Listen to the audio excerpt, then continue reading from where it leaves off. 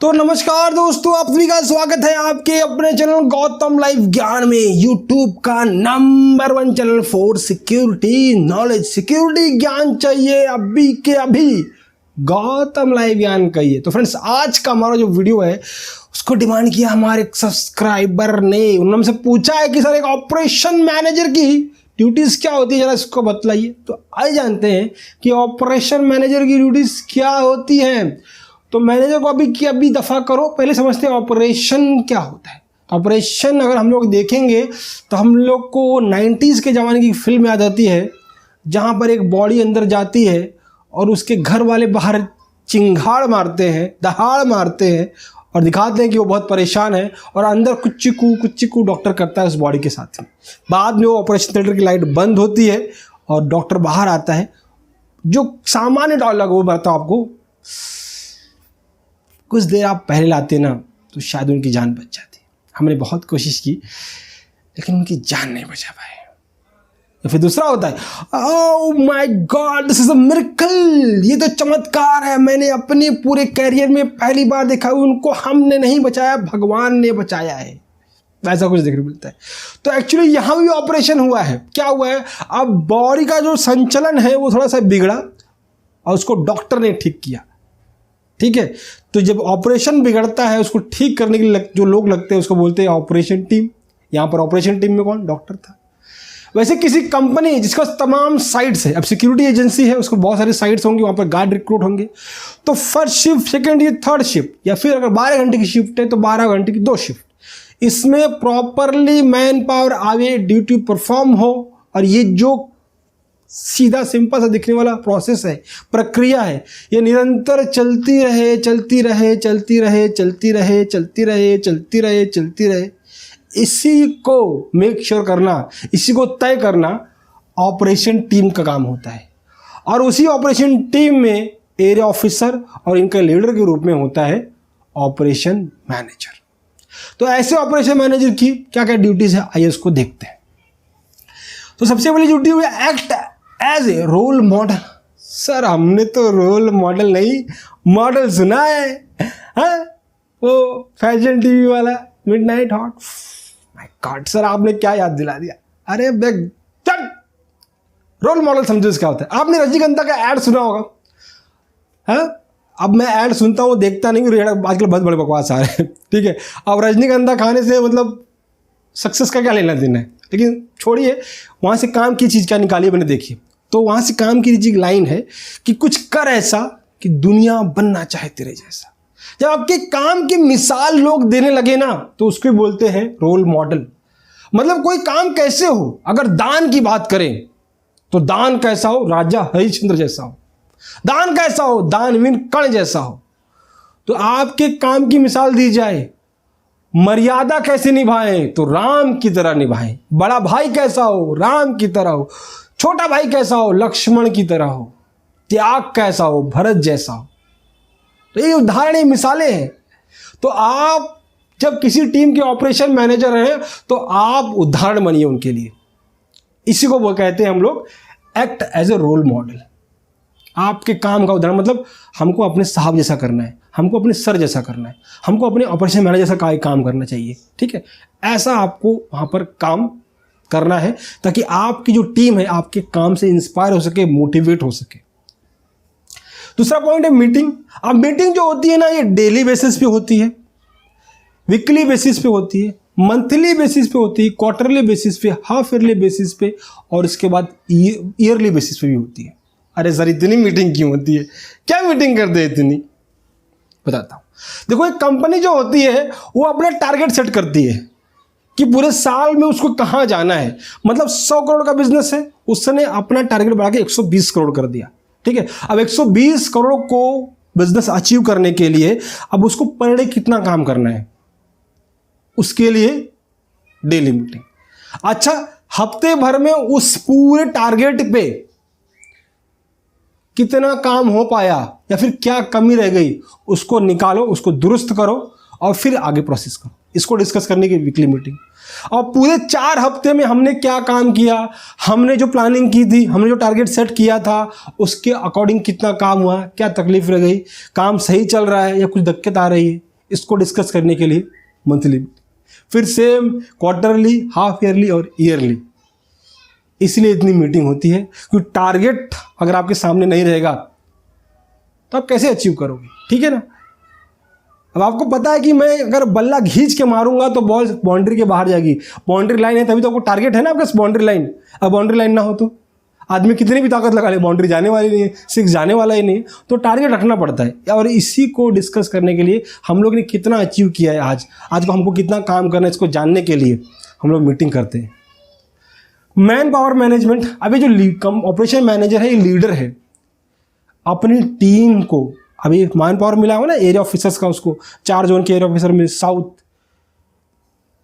North, east, waste, ये 4 zone के area officer इसकी टीम है। अभी टीम को इंस्पायर करना, मोटिवेट करना, सपोर्ट करना एक ऑपरेशन मैनेजर की ड्यूटी है। अब मान लीजिए कोई पांडे जी हैं, आए हैं एकदम से, उनका मूड खराब है, सर पकड़ के बैठे हैं, अब क्या करें इनको। तो अभी ऑपरेशन मैनेजर का फर्ज उसको पूछे कि क्या हुआ पांडे जी, क्या दिक्कत आ गई। अरे भैया क्या बताएं, इसी खैतड़ मेहरारू मिली है, दिमाग जिंदगी का मतलब जानू बना दिया है। हाँ बताओ यार, टिफिन नहीं दिया यार इसने आज हमको, अब क्या करेंगे आप। एक बात ध्यान रखें कि इंसान जो है मतलब सबसे करिश्माई चीज़ है भगवान की बनाई हुई।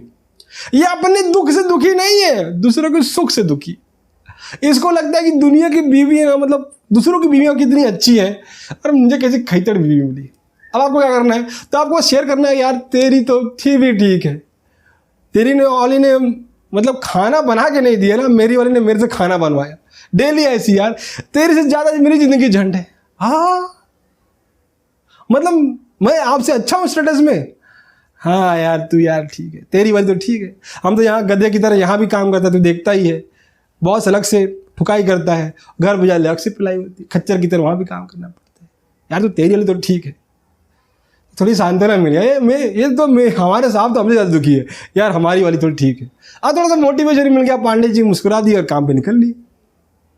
तो ऐसे आपको अपनी टीम से कोऑर्डिनेशन बना कर मोटिवेट करना है, उनको इंस्पायर करना है, ठीक है। जब जरूरत पड़े तो उनका पर्सनल लेवल पे, प्रोफेशनल लेवल पे उनको गाइड करना है। ये काम होता है एक ऑपरेशन मैनेजर का। साइट और साइट इंसिडेंट एक्सीडेंट एक में डिस्कस कर लेते हैं, ठीक है। अब देखिए कैसा होता है कि साइट है, अब 4 बर्तन जहाँ है वहाँ खिटपिट होगी, सुपरवाइजर आपस में भिड़ गए, गार्ड आपस में भिड़ गए, सुपरवाइजर गार्ड में भिड़ गए, क्लाइंट से भिड़ गए, किसी बात को लेकर नाराज हो गए, काम पे नहीं आए, man power shortage, client bad feedback, incident accident, आग लग गई, ये सब सारी घटनाएं होने वाली हैं साइट्स पर, ठीक है। तो ये जारी जो घटनाएं होती हैं इनका रिपोर्ट तुरंत लेना, और अब उस पर अभी आपने क्या एक्शन लिया है या फिर क्या लेने जैसा है, इसकी रिपोर्ट आपको अपने सुपीरियर को देनी है।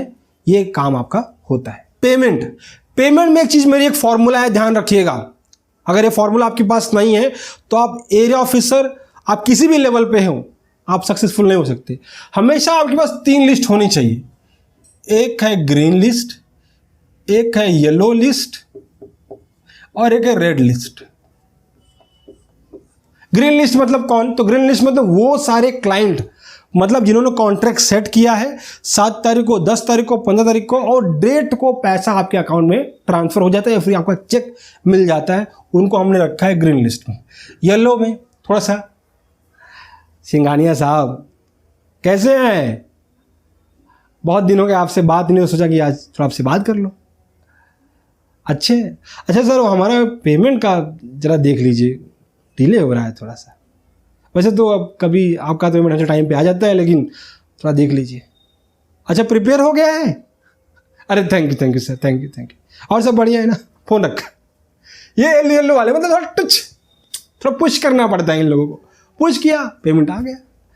और एक रेड वाले हैं, मतलब अब इनके लिए जो है ना अंदर से इतने अच्छे श्लोक निकलते हैं कि मतलब उसकी हद नहीं है। और जूते जो अगर पैरागॉन के भी है ना, ठीक है, हवाई के भी है तो घिस जाएंगे इनकी दर पे चक्कर लगाते लगाते।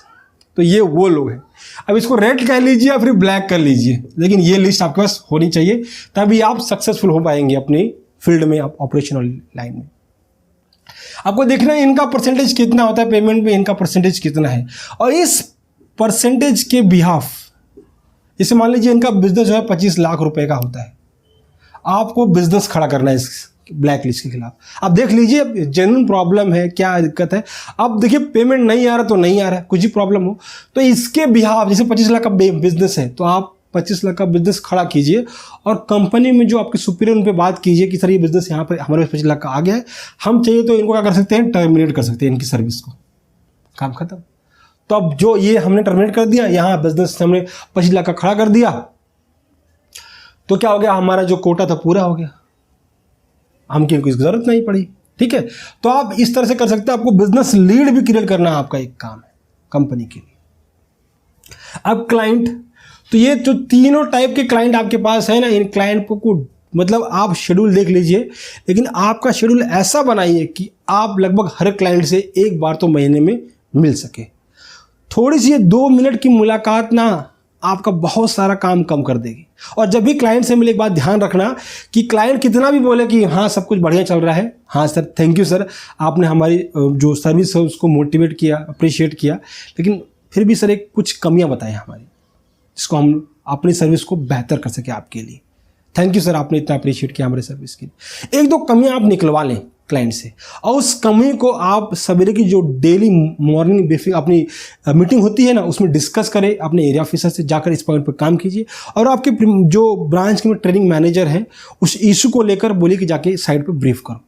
फिर आपको एक ट्रेनिंग का जो है शीट भरवाना है, ट्रेनिंग लेनी है और आपको सबमिट कर देना कि सर आपके इस जो आपने फीडबैक दिया था हमने इस पर ट्रेनिंग दे दी है, अब ये जो सर्विस हम लोग देखिए मॉनिटर करेंगे कि ये चीज़ें और अच्छी होती जाए।